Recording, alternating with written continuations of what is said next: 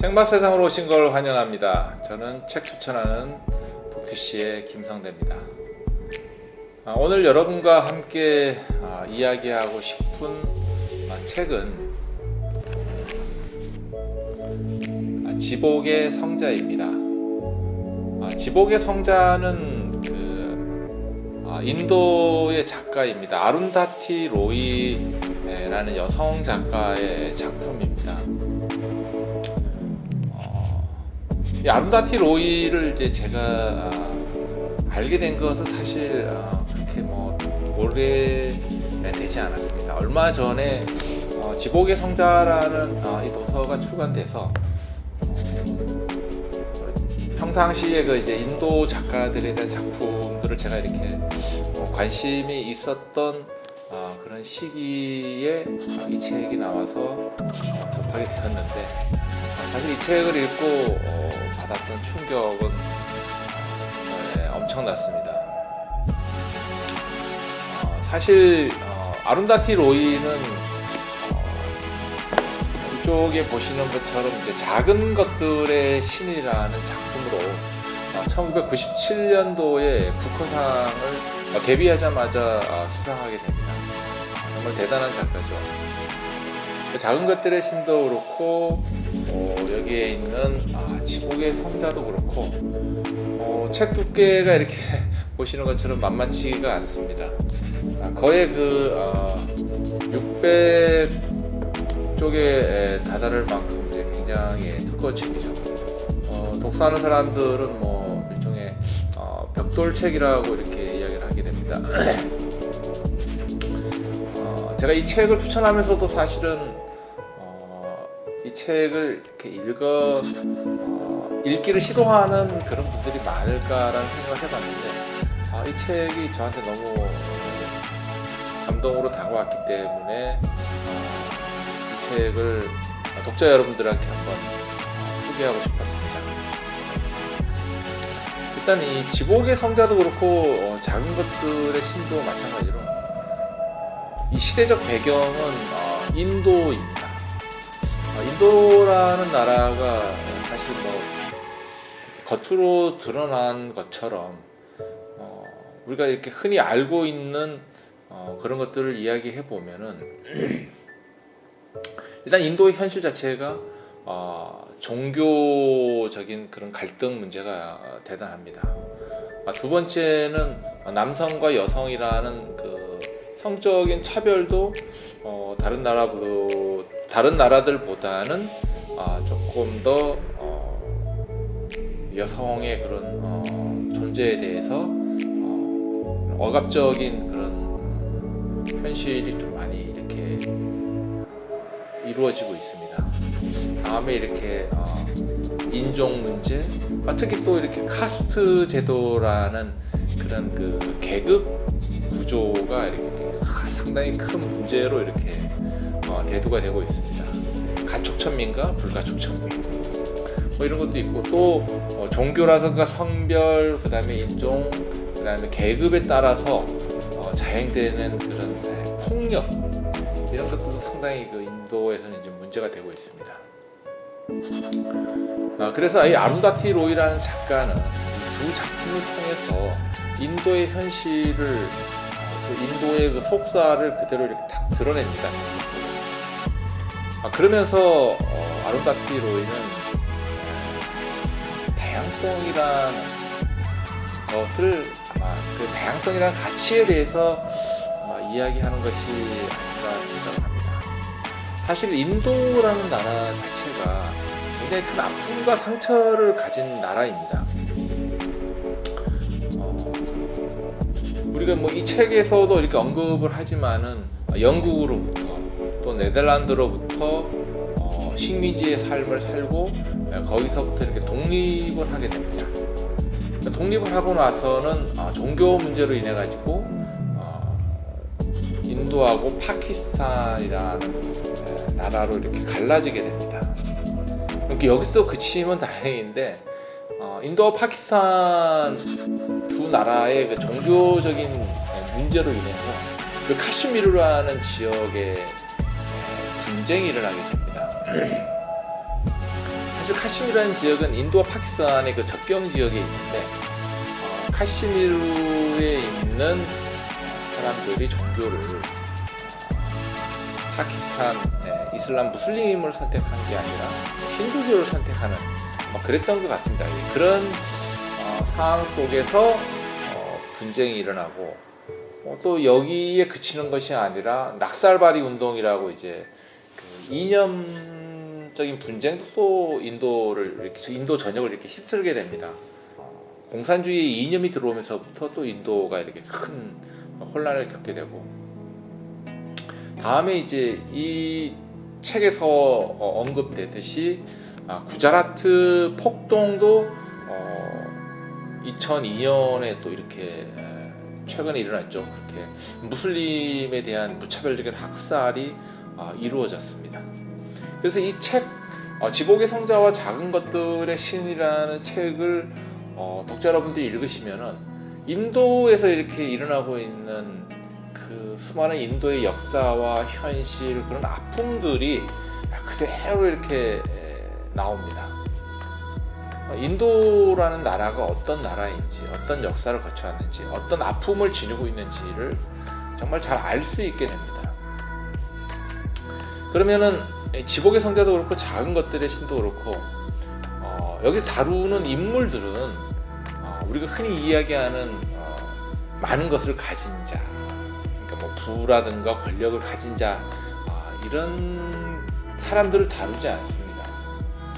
작은 것들의 신에서 이렇게 보시는 바와 같이 작은 것들, 아주 사소하고 하찮은 것들에 대해서 작가는 계속 이야기를 합니다.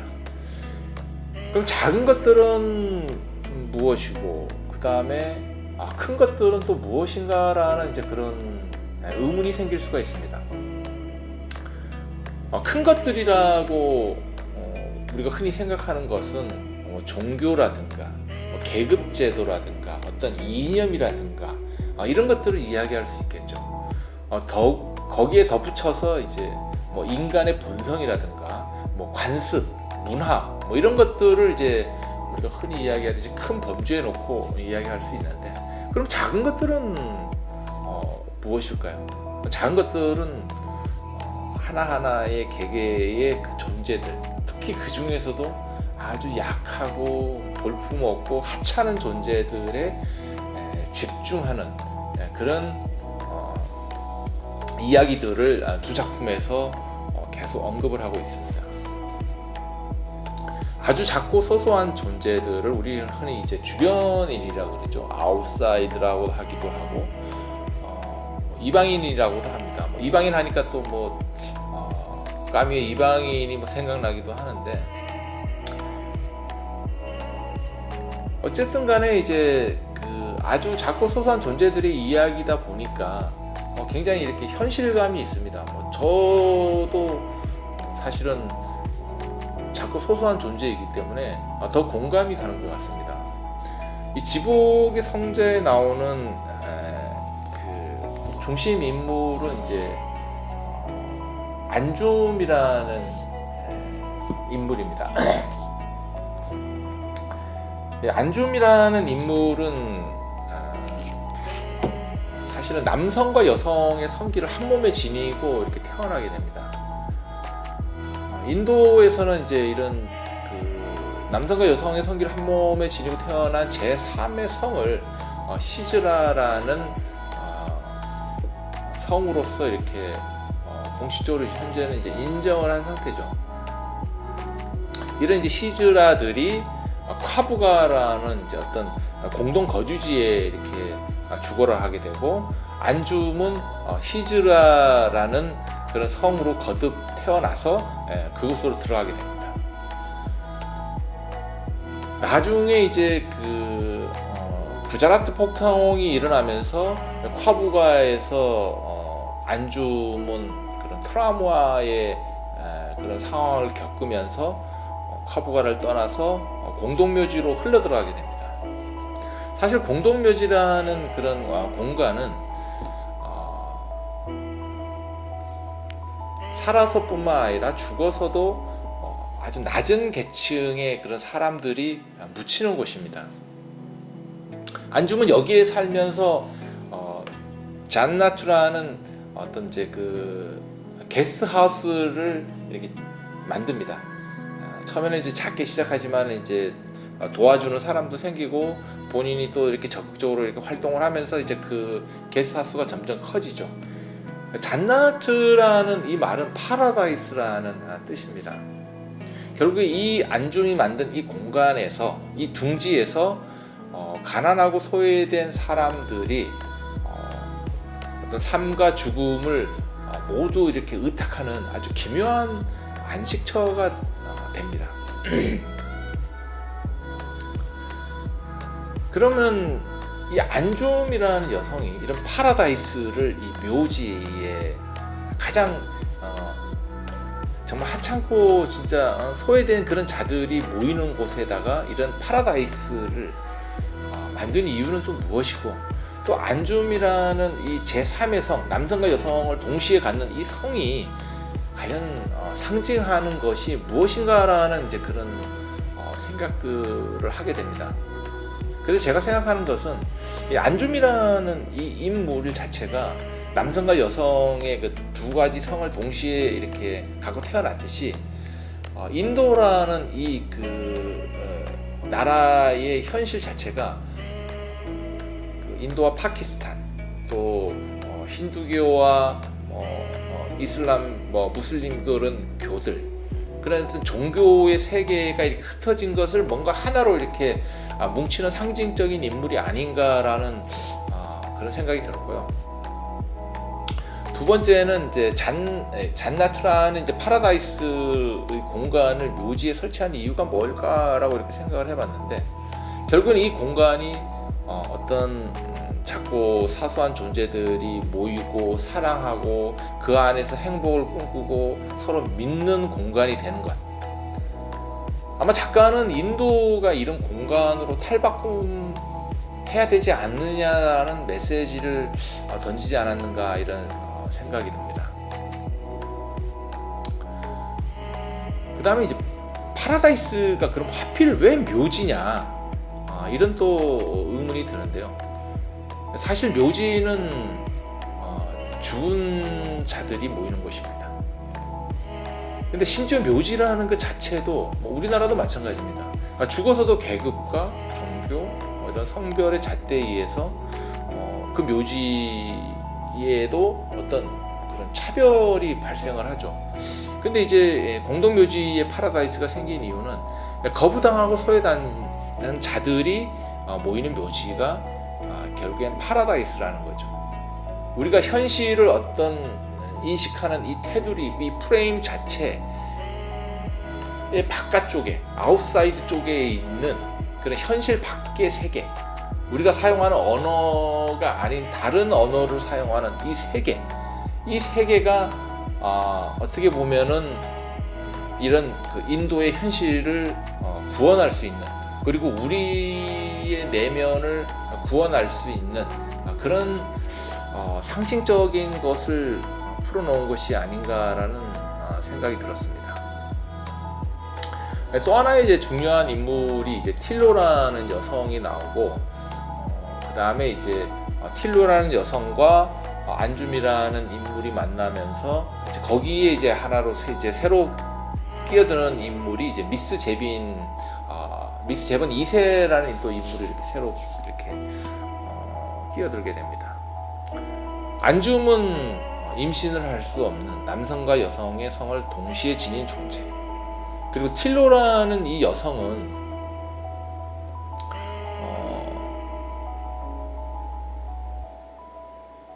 그 대학 시절에 이제 그 살면서 자기의 신분이나 계급은 사실은 하층의 계급이나 그런 신분을 갖고 있습니다.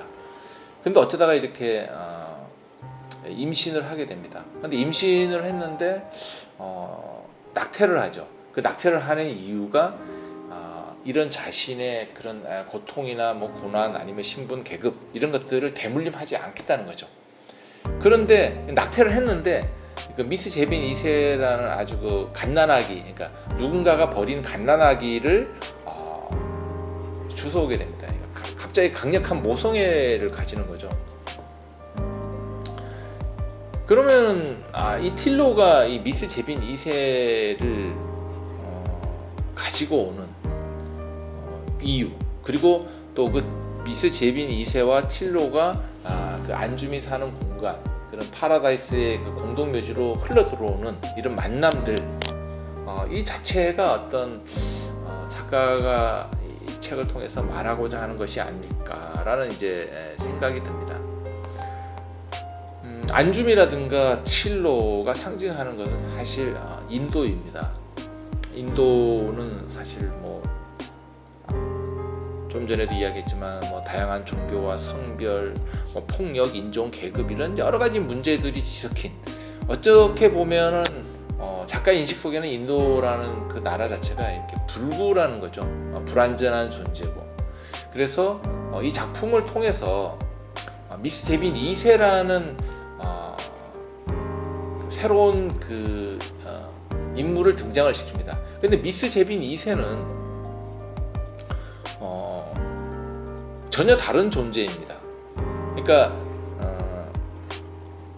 안줌이 생식 능력이 없으니까 안줌을 통해서 태어난 것도 아니고, 또 틸로라는 여성이 이제 낙태를 하면서 불구, 임신을 할 수 없는 불구의 몸이 되었는데 미스 제빈 2세를 이제 자신들의 이렇게 자식으로 이렇게 안게 됩니다. 인도라는 그런 나라가 결국에 이렇게 어떤 새로운 희망이나 구원으로 나갈 수 있는 것은 전혀 다른 존재가 이렇게 나타나야지만 인도는 새롭게 변화하고 새로운 희망을 가질 수 있다라는 그런 뜻을 가지고 이렇게 이 작품을 써 내려간 게 아닌가라는 이제 생각이 들었습니다. 저는 이제 이 지복의 성자에서 가장 이제 인상 깊었던 구절이 뭐 굉장히 많지만은 그 중에 이제 굳이 고르려면은 이 부분이 좀 좋았습니다. 39쪽을 보면은 이런 말이 나옵니다. 신이 왜 히즈라를 만들었는지 알아? 아니요. 왜 만들었는데요? 일종의 실험이었어. 신은 행복할 수 없는 생물체를 만들어 보기로 결심한 거야. 그래서 우리를 만들었지. 그 말은 아프타부에게 물리적 타격과도 같은 충격을 주었다. 아프타부는 여기서 이제 안줌입니다. 그러니까 두 가지의 성으로 이렇게 거듭나기 전에 이제 인물인 거죠. 어떻게 그런 말을 할 수 있죠? 여기 사는 사람들은 다 행복하잖아요. 여기 콰부가잖아요. 그가 점점 더 패닉에 빠지며 말했다. 여기서 누가 행복한데? 전부 가짜고 속임수야. 님모가 잡지에서 눈을 떼지 않고 짧게 대꾸했다. 여기 행복한 사람 없어. 행복이 가능하질 않아. 너 같은 정상인을 불행하게 만드는 것이 뭐지? 너 말고 너 같은 어른들을 말하는 거야. 그들을 불행하게 만드는 것이 뭐지? 물가 상승, 자녀 입시, 남편의 폭력, 아내의 부정행위, 힌두교와 이슬람교의 폭등, 인도와 파키스탄의 분쟁. 결국에는 해결이 되는 외적인 문제들이지. 하지만 우리에게 물가 상승, 입시, 때리는 남편, 부정한 아내가 전부 우리 내부에 있어. 폭동도 우리 내부에 있지. 전쟁도 우리 내부에 있고, 인도 파키스탄 전쟁도 우리 내부에 있어. 그리고 그것들은 절대로 해결이 안 돼. 해결될 수가 없으니까. 저는 이제 이 39쪽에 나오는 이 말이 굉장히 되게 마음에 와닿았습니다. 이 콰부가를 이끄는 이제 그 님모라는 이제 그 콰부가의 실질적인 이제 그 리더가 이렇게 한 말입니다. 분쟁은 사실 외부적인 문제들은 우리가 뭐 언젠가는 이렇게 해소가 되겠죠. 근데 그 외부적인 어떤 프레임이나 틀을 갖추게 되는 사람들마다의 그 내부에 이렇게 갖고 있는 어떤 신념이라든가 고정적인 생각, 이런 것들이 결국에는 변화될 수 없고, 그렇게 변화되지 않으면 해결될 수 없다는 그 말이 좀 되게 마음에 와 닿았고 우리나라의 그런 어떤 현실적인 문제와 같이 결부되면서도 깊은 인상을 남겼던 것 같습니다.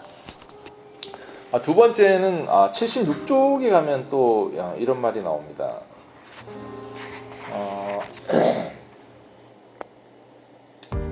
76조 맨 위에 있습니다.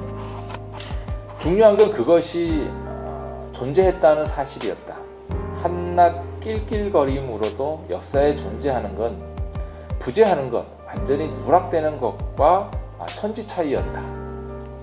그 낄낄거림은 결국 미래라는 깎아지른 듯한 절벽을 오르는 하나의 발판이 되었으니까. 참 되게 이 문장을 읽고 되게 이렇게 좀 뭉클하다 그래야 되냐, 아니면 뭐 슬픔이 이렇게 되게 막 가슴에 이렇게 계속 이렇게 뭔가 이렇게 망치질을 하는 느낌? 그런 느낌이 좀 들었던 것 같아요. 사실 뭐 저도 그렇고 많은 사람들이 우리가 이제 태어나서 죽을 때까지 삶이라는 이 현장 속에서 우리는 한낱 낄낄거림으로도 존재할 수 있는 것인가? 정말 내가 존재하지 않고 그냥 부재하는 건 아닐까? 뭐 이런 생각들이 계속 들게 되면서 나라는 존재가 결국에는 뭐 낄낄거림도 못 돼? 뭐 아주 이렇게 하찮은 존재인가? 뭐 이런 생각도 들고, 하지만은 어떤 이 작고 사소한 존재들의 그 거품 같은 둥둥 떠다니는 물의 그 하나의 거품들이 결국에는 깎아지른 그런 절벽을 오르는 하나의 발판이 될 수도 있다는 이런 그 아룬다티 로이의 그 긍정적인 메시지가 많이 마음에 와닿았던 것 같습니다. 지복의 성자와 작은 것들의 신들에 대해서 잠깐 이야기를 나눴는데요. 여러분들에게도 이렇게 인도의 여러 가지 현실이라든가 이런 것들을 좀 느끼면서 또 아룬다티 로이의 아름다운 언어의 그런 표현들을 같이 감상하고 느끼는 그런 시간이 되었으면 하는 마음에서 지복의 성자 시간을 마련했습니다. 오늘은 이것으로 마치고요. 다음에 더 좋은 책과 함께 여러분을 찾아뵙도록 하겠습니다. 감사합니다.